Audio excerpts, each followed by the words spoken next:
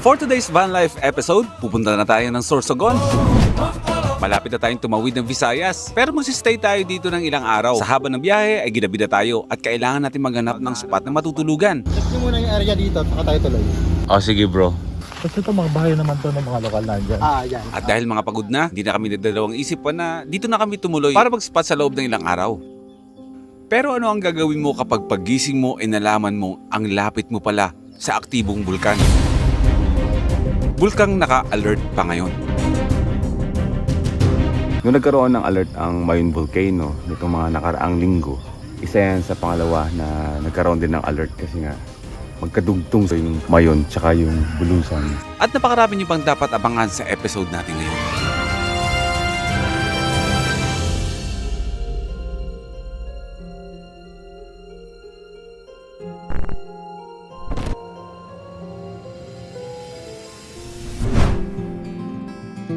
At sa pagpapatuloy ng kwento ng ating pag-iikot ng bansa, ang susunod nating destinasyon ay Sorsogon.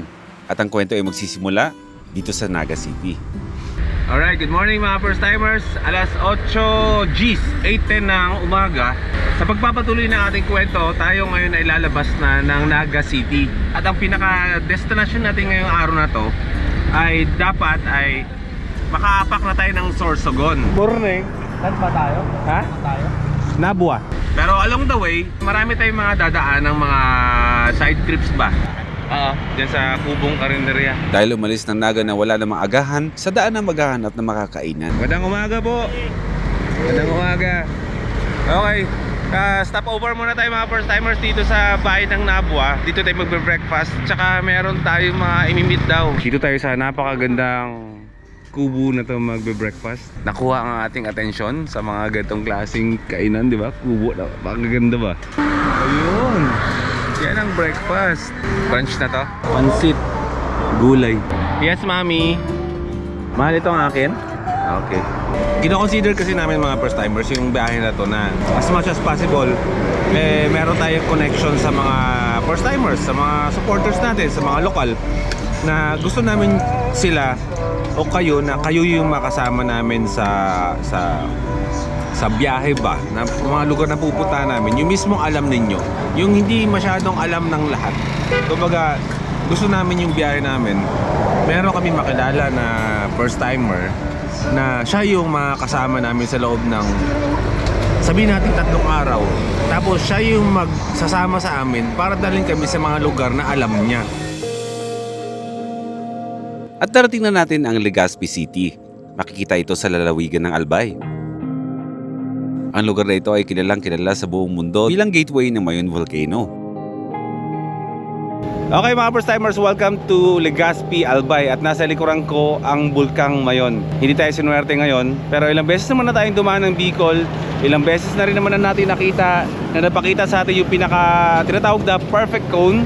Ngayon first time nating hindi makita yung perfect cone ng Bulkang Mayon. May kasabihan palagi yan yung mga taga Bicol na meron niyang meaning para sa isang tao kapag hindi nagpakita sa iyo yung cone. Hindi ko na i-search sa Google kung ano ibig sabihin nun, pero lahat ng mga Bicolano ay mag-comment sa comment section kung ano ang ibig sabihin ng hindi pagpapakita ng perfect cone ng Mayon sa isang tao o isang biyaherong dumadaan dito sa Legazpi, Albay. Diretso naman tayo ngayon sa pinakakilala o pinakasikat na 7-Eleven dito sa Bicol. Meron tayong imimit doon. Napakamahalagang tao na matagal na tayong inaantay na makita. So hindi natin papalagpasin na dumaan tayo ng Bicol na hindi natin siya makita. Okay, nakapagkape na tayo, nakapag-donut na rin tayo. At dito tayo sa 7-Eleven na the famous 7-Eleven. Tapos andito kami ngayon sa tapat ng 7-Eleven. Nagbebenta kami ng merch. Inaalok namin sa mga may dumi ka pa. Hinahanap ko yung tamang anggulo Hindi kita yung Mayon. Sabi ko pa naman magpapapicture pa naman sana ako. Lalagay ko si Wato dito para makita yung bulkan. Pero wala. Okay, nandito na si tatay. Dati rin ako parang Philippine looper pero kumbaga marketing department. Kayo nakakapagpa, sa akin, pagpatulong. Pambansang Aragon. Dala po silang mga suka ditong parang pasalubong sa atin. Dala mga suka at saka mangga. Ayan, tayo maraming salamat. Saka yung mga binili niya ng mga merch namin ni K-Camp ay pipirmahan natin yan. Ay, sumipirma mo. Kuya, maraming salamat sa suporta ha. Hangad namin ang iyong tuluyang pagaling. Nood ka lang. At kami ang bahala sa'yo. Kami ang magpapatulog sa'yo. Opo. Relax lang po kayo sa bahay. Pahinga lang. Sige po, Nay. Salamat po ha. Kuya, pagaling ka. See you next time. Opo. Pagkatapos natin kitain si Kuya, ipapasyal naman natin ang ating mga kasama ngayon dito sa lugar na napuntahan na rin natin. Welcome to Cagsawa. Napuntahan na natin ito dati. Hindi na natin first time. Pero syempre, para sa mga kaibigan natin na ngayon lang napunta ng Bicol, ay dadaanan natin to. Tsaka nakakamiss din yung chili ice cream dito eh. Okay, magdi-dirty ice cream. Magti-chili ice cream tayo. Ito, Binilin sa akin to, ni Ate Chris. okay na, ayaw mo na. Maitim na ako. Oh, chili ice cream mga bro. Ang pinaka dyan bro, ang pinaka hindi maanghang dyan, pabaliktad dyan eh. Level 1 yung pinaka maanghang, level 2 yung hindi, level 5 yung tama lang, pabaliktad dyan. So ito yung mga level 5 sa mga curious dyan kung ano yung chili ice cream. Level 1, may level 2, may level 3, may level 4, may level 5. May mga kanya-kanyang flavors yung mga yan. Pero yung level 5, ito yung eruption chili flavor kung saan yan yung purong sili at ito yung hawak natin. Itong kakainin natin. Hindi ko matandaan kung kumain ako ng level 5 noon. Pero dahil na mataas ang tolerance ko sa anghang, i-challenge ko yung sarili kong ubusin ko to sa mabilis na pagkain. Gagano'n ako. Estimated mo mga ilang seconds? Dalag pa siguro ng siguro mga 1 minute. Yan. Mabilis pa rin yun. Kung maanghangan ako ng sobra, bahala na. Kagagawin ko rin naman sa sarili ko. Pero yun yung challenge ko. Ubusin ko siya sa mabilis na pamamaraan.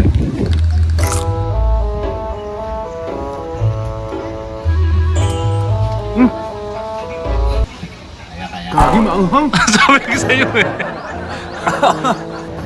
Ang hanga. Wait.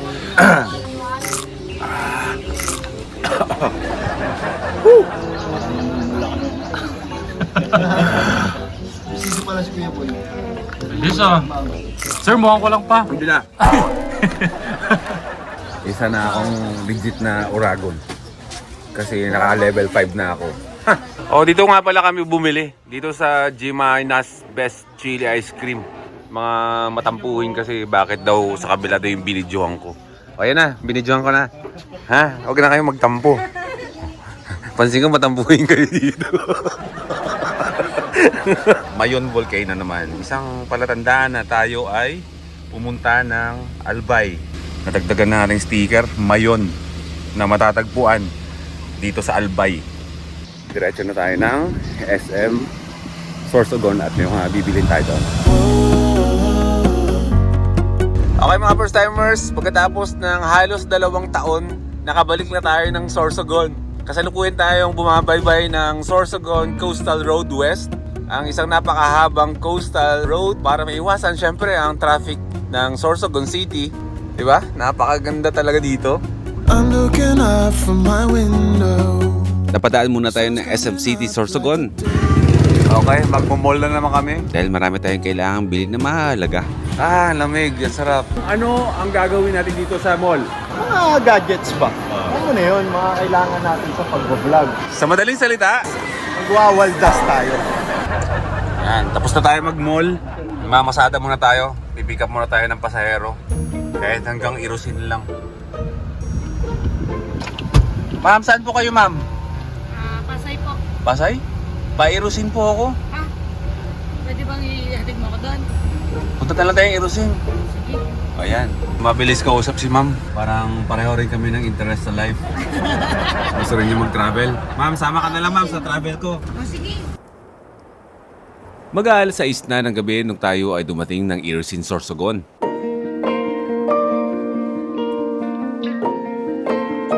At welcome tayo ng lugar na napakagandang paglubog ng araw.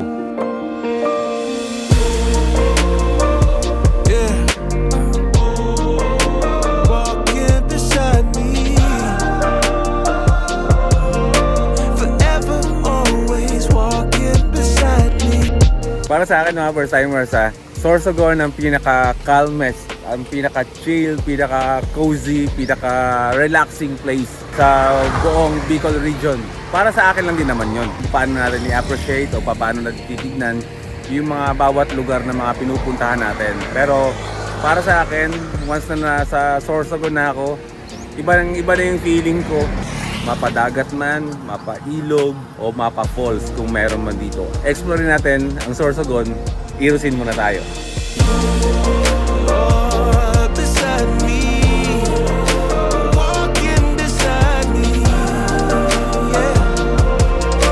Forever, always walking beside me. Parang sa Pilipinas pa rin naman, pero mas aesthetic. Di ba? Bigla nag-iba yung vibe, di ba? Nag-iba yung Pagdating ng Irosin, merong sumundo sa atin. Uy, bro! Padihon Vlogs! Tama. Padihon means... Pare. Okay, mga first timers. Touchdown, Irosin. Kapag kayo ay napunta ng Sorsogon at nakita nyo na yung letter I na yan, na roundabout, ang ibig sabihin nun ay nasa Irosin na kayo. Yung totoong pangalan mo, bro? Mark Joseph Losada. Yan, si Paring Mark. Ayan, di ba? Paring Mark. Siya ang sumalubong sa atin dito para ihatid tayo sa isang lugar na posible nating maging base camp na habang andito tayo ngayon sa Irosin, Sorsogon. Tignan natin, hindi natin alam kung anong mangyayari, pero puntahan na muna natin doon. No? Bro, maraming salamat sa pag-antay. Kukonvoy tayo sa kanya, andyan yung kanyang pamilya.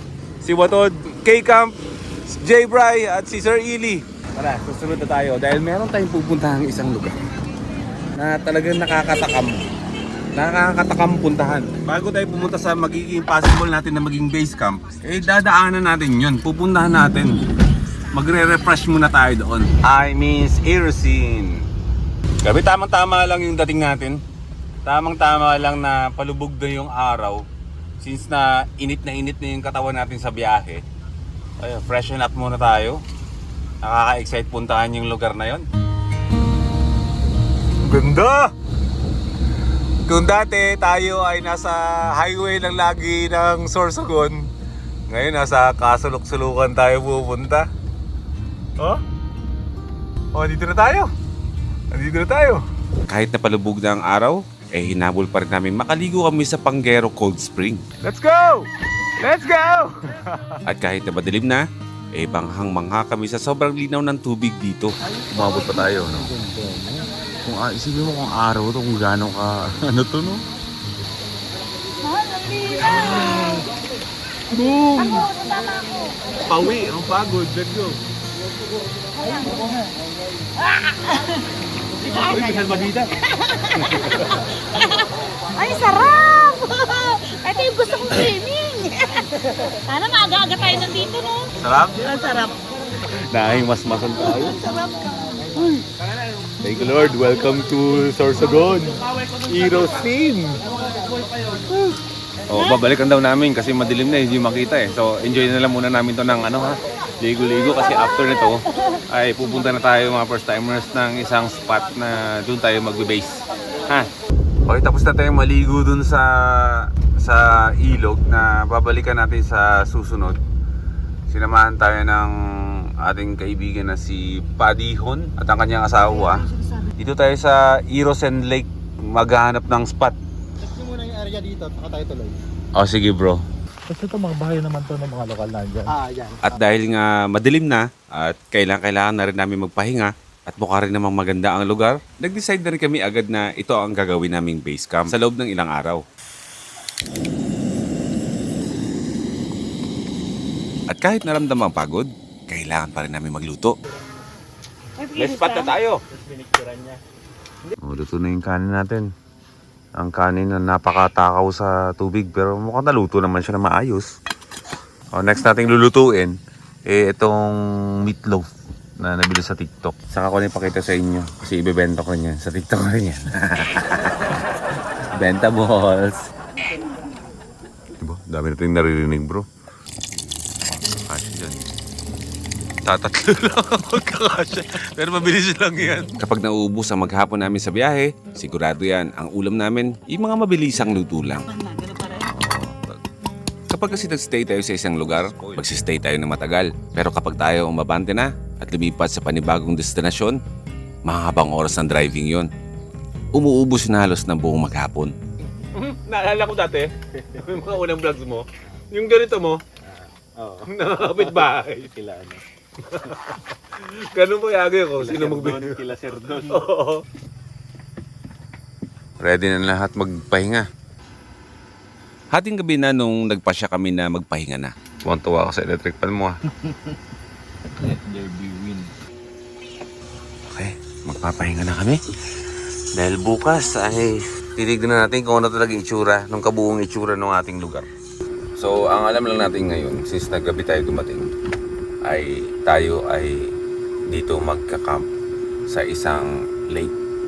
Hindi namin alam na itong lake na to ay kilalang lake pala dito to sa Irosin. So, dahil nga gabi na rin tayong naghanap ng spot natin, yung idea namin ay nasa lake kami magka-camp ng ilang araw. Kumbaga ito yung Irosin Lake ay ito yung magiging tawagin natin base camp natin sa loob ng ilang araw habang tayo ay nasa Irosin, Sorsogon. So wala kami idea kung ano talaga, as in talagang kanina pa kami dito, nagluto, naghapunan, kwentuhan.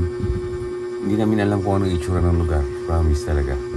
Bukas ng umaga natin yan malalaman pag-gising natin. No? So kami magpapahinga muna dahil ang aga naming umalis, madilim na rin kami dumating. So, hindi naman ganun kapagod pero naubos yung araw namin sa labas eh. So deserve namin magpahinga ngayon. Wala munang editing na mangyayari, walang hawak ng laptop ngayon, bukas na yon. At yun, tulad ng dati, nasa isang bagong lugar tayo na wala tayong alam kung ano ang kwento, anong itsura dahil gabi. So, malalaman natin yung bukas at hayaan natin yung lugar ang magbigay ng kwento niya. Na yun naman ang ikikwento natin sa inyo.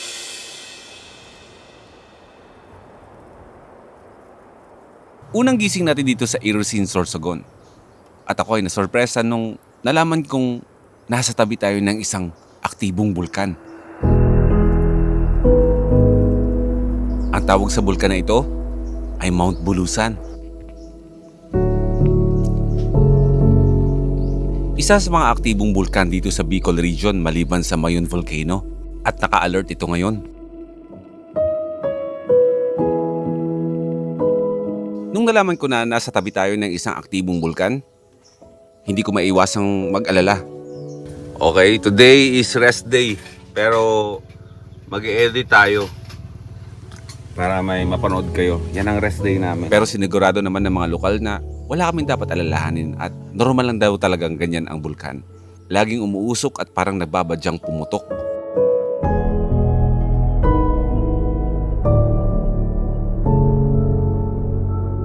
Pansit Canton muna kami ngayong agaan. Alam namin na medyo hindi healthy yan pero Minsan-minsan lang naman. paminsan-minsan lang naman. Tapos ako magpiprito dito. Yan, yung isdang tamba na yan. Lahat yan piprituhin namin.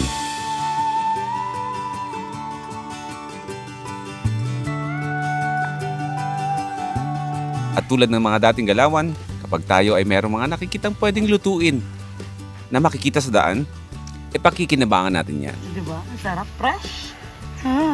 Sa bakuran lang yan. Para-paraan lang din. Sasamahan natin ng para-paraan yung lahat ng mga gastusin natin sa biyahe ito. Ngunguha si Prish ng andun, mga gulay. Sana meron tayong makilalang lokal mamaya na marunong umakyat ng yug, no? So magbukod tayo, no? Bisa mo, baka mahulugan tayo dito, ha? Sanay naman siya na kumuha ng gulay nang hindi nagpapaalam. Pero nakakatuwa kasi kanina nagawa niya magpaalam muna bago kukuha. Thank you! Thank you. Wala sa nanay. Thank you, nanay. Wow. Kasi madalas kasi yan, kukuha siya. Tapos pinaalam niya na kumuha siya ng gulay. Ganyan. Siyempre pagkatapos magluto, kainan na yan. Oy, kakain na! Maklino! O, John Brian! Bro, kain na daw. Phil! Mama! Ron Mark! Ron Mark.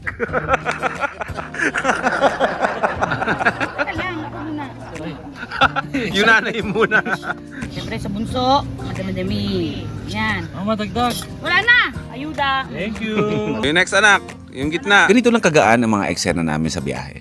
Kahit anong klaseng level ng pagkain sa hapagkainan, lahat game lang. Kay Tatay Alvin, maraming salamat po sa mga suka po ninyo. Ito po yung suka. Siyempre suka po namin to sa buong loop.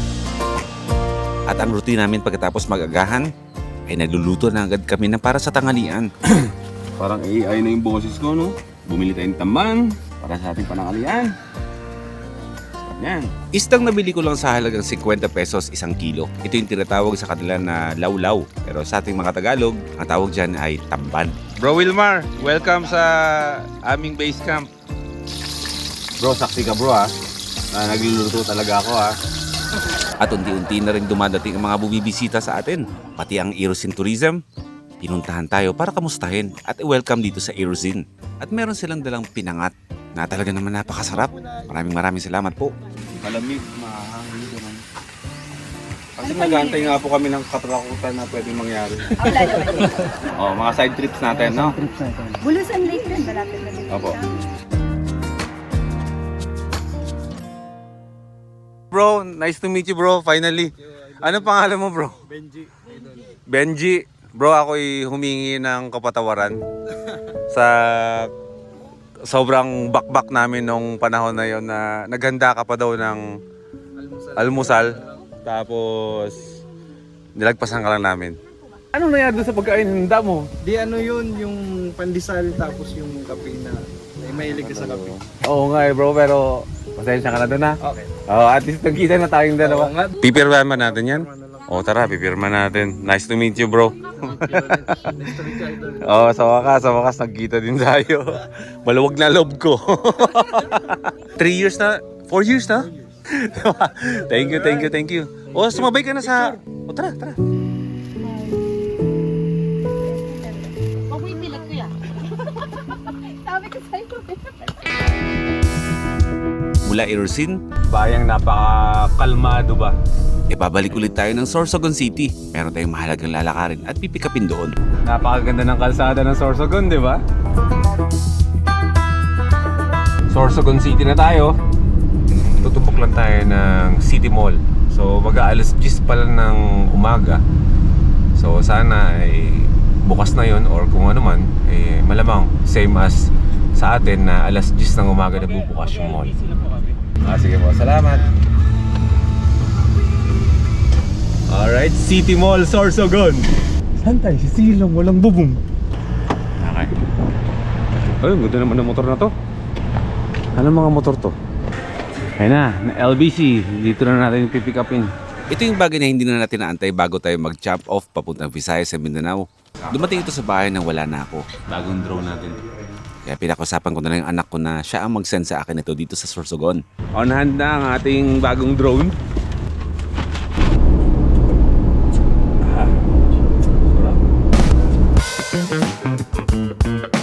Meron pala tayong dadaanan na hindi natin nadaanan kahapon.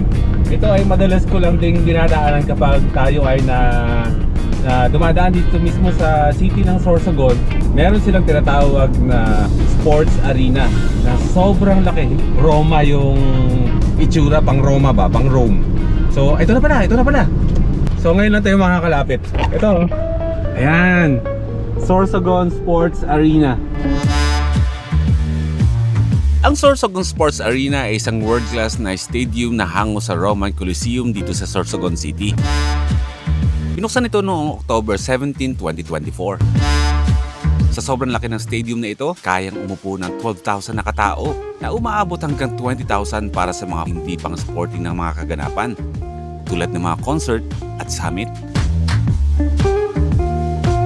itinayo ito sa dating lokasyon ng Balogo Sports Complex. Dedicated na 3 stories na gusali na merong 139 na kwarto na kayang tumanggap ng hanggang 560 atleta ng sabay-sabay.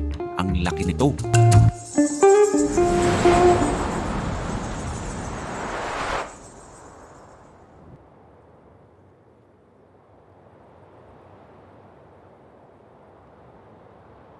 Kinabukasan, ang panahon ay hindi matukoy kung uulan ba o hindi.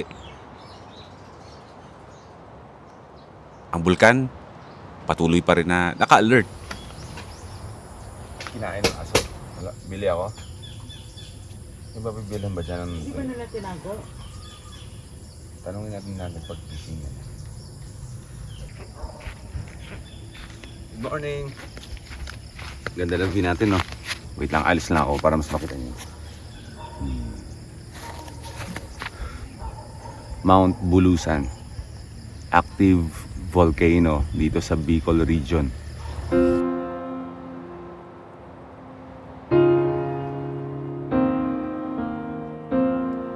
Nung nagkaroon ng alert ang Mayon Volcano nitong mga nakaraang linggo, isa yan sa pangalawa na nagkaroon din ng alert kasi nga magkadugtong siguro yung Mayon tsaka yung Bulusan Volcano. So literal na tayo ay nagka-camping sa tabi ng isang active na bulkan. Pangatlong araw na natin ngayon at puro na kami pahinga. Pero ngayong araw magsisimula ang ating adventures dito sa Irusin, Sorsogon. Nasa tabi tayo ng isang lake, Irusin Lake kung tawagin. Hindi lang maganda ngayon ang katubigan dahil wala namang pag-ulan-ulan. Maganda itong lake na to. Ngayon lang tuyot. Hindi ganun kaganda yung tubig. Kasi nga, hindi pa tag-ulan. Pero itong lugar na to, itong pinagkakampingan natin, ay puntahan talaga ito ng mga tao. Hindi ko alam kung bakit walang gano'ng pumunta. Dahil siguro alam nila nandito tayo. Available yan sa TikTok ko. Bilhin na kayo. Saka sa TikTok. Search yung boy first time. First time. Saka sa showcase. Ace. Ayan. Ganyan. Oh. Black. Huwag mo sabihin, i-credit card mo pa. O, yan na, umorder na si K-Camp nung mag nating pangtamad. Kahit na dayuhin ng mga tao ang Irusin Lake, considered as raw spot pa rin ito. Walang kuryente at napakalaking bagay na meron tayong mga dalang mga power stations. Habang nagluluto siya ng adobo dyan, meron akong task ngayong araw na to. Na sana kahit isa man lang mapuno. Mag-harvest tayo ng kuryente gamit ang solar panel natin doon. Yung ating mga power stations, lahat yan kayang i-charge gamit itong Blue Yeti portable solar panel natin. Kahit anong brand, EcoFlow, DJI, mismong Blue Yeti, o pwedeng i-charge. Hindi lang ito, kahit anong klaseng brand ng basta portable solar panel, makakapag-charge yan sa kahit anong model and brand ng mga power stations. Basta meron kayong tamang cable, connector from your power station.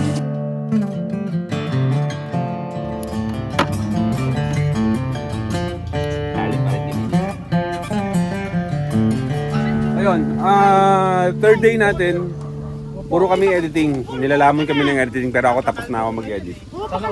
Hindi pa kayo tapos? Dinala tayo ng ng pasalubong. Maruya. Maruya sa atin sa Tagalog, sinapon? Sinapot sa Bicol, sinapot. Maruya, sinapot. Meron ba ito? Ito ako curious eh. Ito yung mami yung kinikwento mo kagabi, di ba? Tapos pinagluto niya talaga tayo. Mahal, tulungan mo ako, mahal ko. Ikaw na magbukas. Ikaw talaga. Ayan. Anong tawag po nito, ma'am? Baluko. Baluko. Ang baluko po ay gawa sa... Ano po yan? Scallops. Oh. Ginataan, no? Tapos may mga sili. Ay, simang lang ng konti. Ayun, maanghang, mahal. May hapunan tayo mamayang gabi. Maraming salamat po sa inyo. Okay, tara, simulan na natin ang pag-a-adventures. Dito sa bayan ng Irosin, may mga samahan ng mga vloggers dito na sila mismo ang nagpo-promote ng kanilang lugar at sila ang mga makakasama natin ngayon. Okay, sa pagpapatuloy ng ating kwento, hapon na tayo pupunta sa ilog at kasama natin ang mga vloggers dito sa Irosin. Kaya Daday Vlogs, Kuya RJ Vlog. Kuya RJ Vlogs, Romer po, ng Gubat. Romer. Ayan. Nice to meet you, bro. Ikaw, bro. Yes sir, Ezekiel Sinaros Vlog. Ayan, supportan natin sila sa Facebook and YouTube mga bro, no? May mga nag-YouTube naman. Puro lahat Facebooker. Facebook pa lang. Sa Facebook lahat. Siyempre, Padihon Vlogs. Ang sumundo sa atin. Bye, Bri! Bye, K-Cam! Bye! Sir Eli! Uwi na ako Nuevo Vizcaya! Alright! Napakalimit na pagkakataon ba? Napupunta tayo sa isang lugar. Nakakasama natin ay mga kapwa vloggers din natin. Sana marami pa tayong mga eksena, mga ganitong ma-experience habang tayo ay nag-iikot ang Pilipinas. At sa simula ng pag-iikot natin dito sa bayan ng Irosin, ilog at falls ang pupuntahan natin. Gamit ang motor, ang una natin pupuntahan ay ang ilog na pinupuntahan talaga ng marami. Kasama ko na ngayon. Pero walang turista na pumupunta. Karamihan, mga taga dito o yung tinatawag natin na mga lokal. Ay, ilog na, no? Ilog. Ano, napakalinis ang ilog nila, oh. Centennial tree yun? Hindi naman. Hindi naman. Matanda lang. Pag makakita ng malaking puno, Centennial tree agad. Hindi pa pwedeng malaki lang. May falls dyan, yung Naglahaw Falls. Naglaho Falls. Napakaganda. Malapit lang. Malapit na, mga 3 minutes na lakarin. 4 minutes. Pupunta natin. Papunta natin. Yan. Ayan. Ang una nating destinasyon, Kadakan River.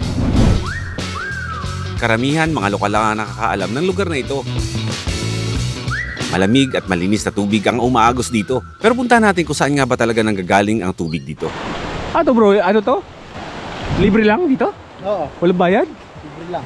Hindi tayo naligo doon kasi mayroon daw mas magandang liguan. Masarap liguan doon, pero mas masarap doon. So doon tayo sa mas masarap. Naglahaw Falls. Yamelicious. Yan, Malaysia.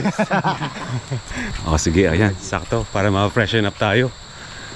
Maraming salamat sa mga to. At tayo ay tinitour ng mabilisan lang dito sa napakaganda nilang lugar. Nagagandaan ako, sabi nila. Sawa na kami dito eh. Siyempre, taga dito kayo eh. So, siyempre sa ating mga bago, fresh yan. Parang virgin yan sa paningin natin. Yung mga ganyan, no? Gustong-gusto natin yung mga ganyan, yung mga nyug eh. Yung river kanina, walang entrance.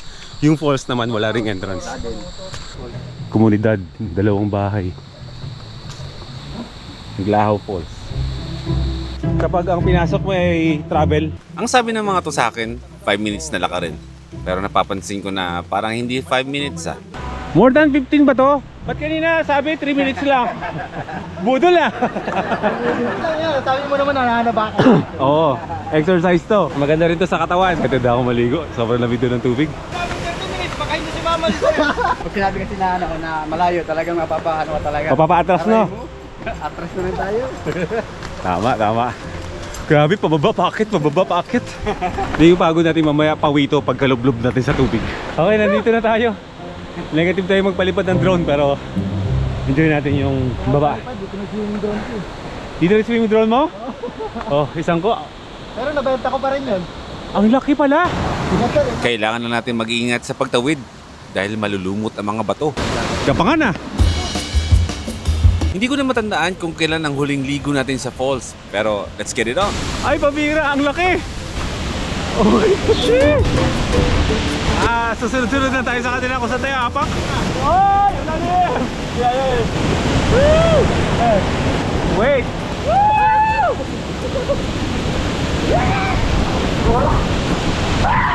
Nakapakalanig. Teka lang, patayin ko na yung camera ko. Gusto ko mag-enjoy na wala hawak na camera.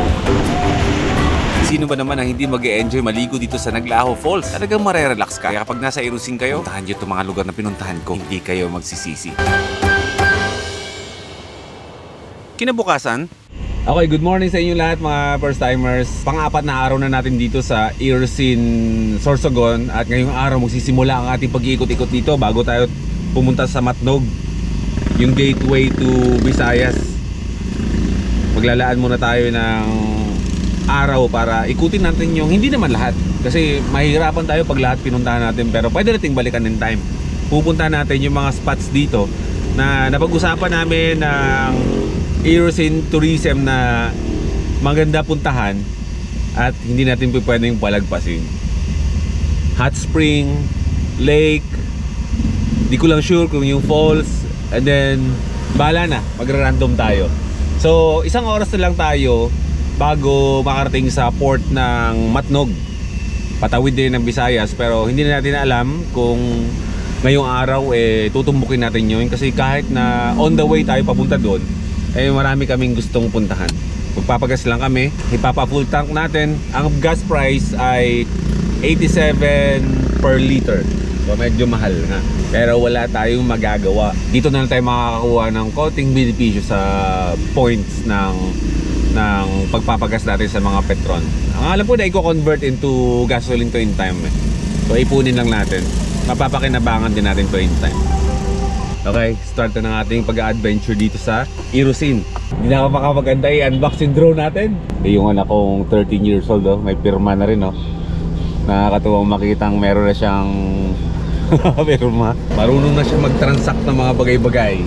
Ikaw na bro, magmamapa nung first destination natin. Sige, ikaw mauna. Buntot ako sa'yo. Nakaalis na tayo ng Erosin Lake at ang biyahe na to ay papunta na ng Matnog, Sorsogon, patawid ng Visayas.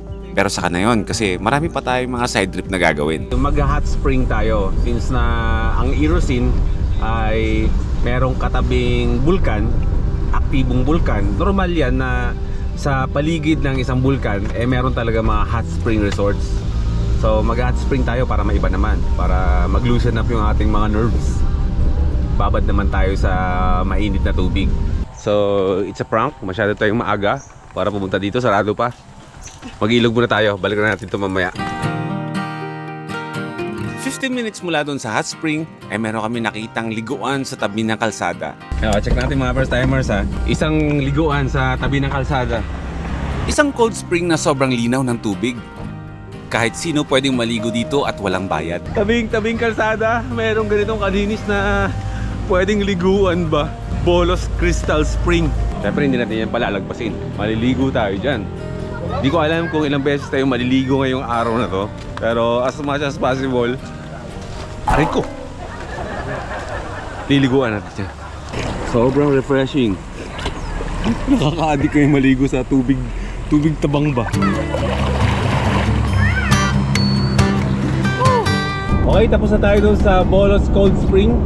Pagdating nyo ng Sorsogon, Barangay Bolos lang along the highway, makikita nyo na yung cold spring na yun. Pwede kayong maligo. Pagkatapos maligo sa malinis sa tubig sa tabing kalsada, binalikan na natin ang San Pinon Hot and Cold Springs Resort. Naalala ko na. Napuntahan na nga natin 3 years ago. Nandito tayo sa San Pinon. Kasama ko si Becoming Filipino nun. Ito yung pinaka-last na pinuntahan namin na destination. Bago kami naghiwalay ng kalsada, siya ay patungo na ng Mindanao, nagmotor siya. Ako naman ay dumiretso naman akong isang straight na minotor ko hanggang Laguna. Mga taga dito po kayo? Mga Taraga, Naga. Siyempre andyan yung mga masayahan ng mga oldies na mahilig sa mga hot springs. Siyempre magandang benepisyo sa mga katawan nila. Dilayo nyo para mag-hot spring At may mga bata rin na mahilig sa hot spring pero hindi naman sila masaya. Malayo naman po to, hindi po kayo makikita dyan. Tsaka mukha ko po yung nakikita, hindi po kayo. Ako po yung nagbibideo, hindi ko po kayo binibidyoan. Mga kabataan talaga ngayon. Okay po. Pagkatapos natin dito sa San Pinon, binalikan natin ang Panguero Cold Spring na pinuntahan natin to nung isang araw pero gabi natin nadatnan. Sa Barangay Patag tayo mga first timers dito sa bayan ng Erosin. At itong lugar na pinuntahan natin, ito yung pangatlong spring na pinuntahan natin ngayon. At ito na rin yung last.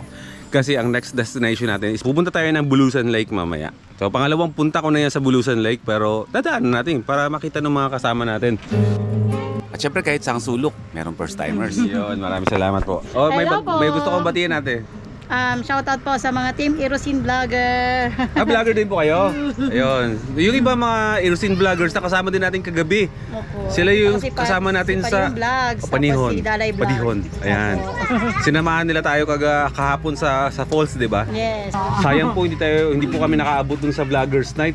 Opo, Sana sayang. naki-join sana kami, nakigulo sana kami dun. Sayang happy, super. Masaya po. Ano pong vlogs nyo po? I-promote po natin. Remix vlogs lang, mga random lang. Random vlogs. Thank you po. Isa siyang cold spring na same as pinanggalingan natin kanina na napakalinis, malamig yung tubig.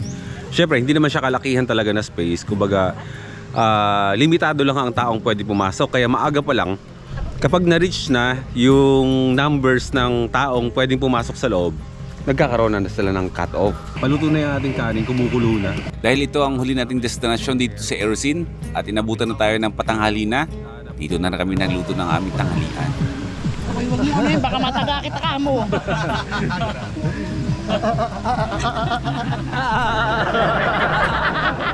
Magluluto kami ng tinolang manok. Nilabas na namin lahat ng mga laman ng mga cooler namin dahil kailangan na rin namin itong maluto dahil ilang araw na rin itong nakastock lang.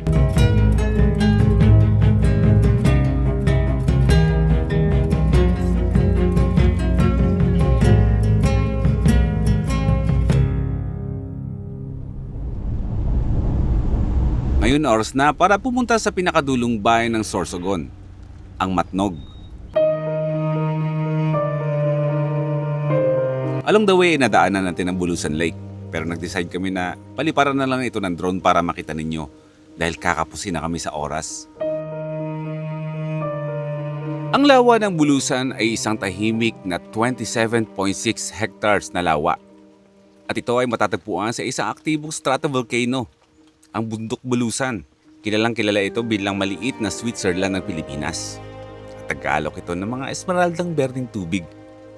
Kumbaga yung tubig niya is hindi kulay blue kundi kulay green.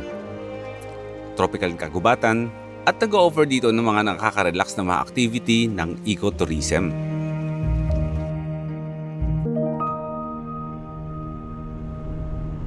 Hanggang sa narating na natin ang bayan ng Matnog. Okay, update ng mga pinagagawa natin sa buhay. Kahit lang, tayo ay nasa Matnog na. Pagkatapos nating paliparan ng drone yung Bulusan Lake, ay dumiretso na kami dito. Nagkadaligaw-ligaw pa kami. Parang first timer akong pumunta dito, no? Pero touchdown Matnog na tayo. 11 kilometers na lang is port na. Ngayon, huminto muna kami dito sa queuing office ng pagkuha ng mga ticket ng Roro. Kasi hindi ka pwedeng pumunta doon at kumuha ng ticket. Hindi. Dito pa lang, 11 kilometers pa lang. Bago mo marating yung port ay may queuing number dito yan. Ibibigay mo na yung ORCR mo dito, lisensya mo, and then saka ka pupunta doon sa port para kumuha na mismo ng ticket. Doon ka na magbabayad, ibibigay sa yung resibo, ganon. Ang problema namin, ay hindi pala problema. Meron pa kaming dapat pag-usapan kasi nga tatawid tayo ng Pink Beach, bro. Subic. Yung mga ganitong katanungan na may hirap sagutin, kailangan na namin mag-usap-usap lahat. Sinong gusto ng tawid? Tawid. Huwag tumawid. Tawid tayo. Tawid. Sino ayaw tumawid? Ikaw, ayaw mo, maiwan na rito. Pipigil lang ako eh. Okay, kukuha na tayo ng queuing number natin. Tatawid tayo ng Samar ngayon. Visayas na yun. Gugulo naman ito. Alam mo kung bakit malakas yung At sa next episode, ang van life natin ay tatawidin ng Visayas. Ang ruta natin ay buong coastline ng Northern and Eastern Samar. Yan ang mga dapat yung abangan. Magkita-kita tayo sa next episode. Life is good dito sa Samar. We're cruising the islands.